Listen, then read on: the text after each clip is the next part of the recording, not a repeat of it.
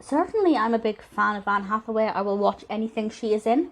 And that's definitely one of the reasons why I watched Get Smart. This was released in 2008, directed by Peter Segal, and starring, of course, Anne Hathaway, alongside a pretty great cast. We have Steve Carell, Dwayne Johnson, Terence Stamp, Terry Crews, Bill Murray. Really, really fantastic cast.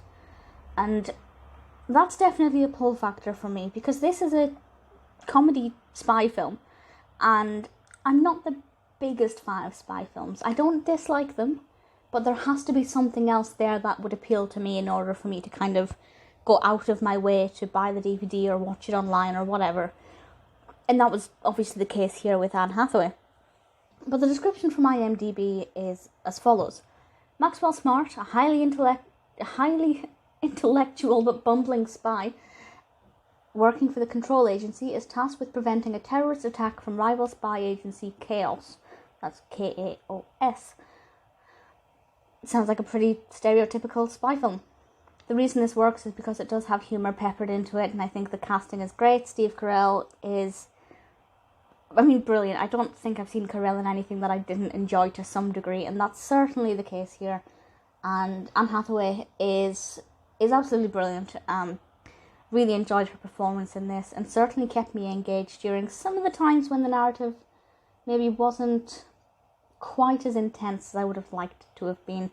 It's quite long. It's almost 2 hours, which, for an action film is pretty standard. There's nothing, nothing over the top with that. But for me,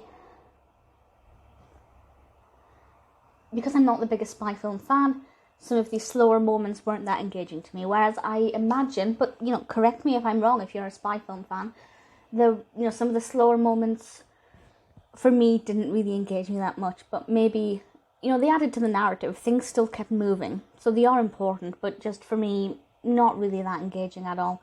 So I'd say I enjoyed maybe 70% of the film, which for a genre I'm not the biggest fan of.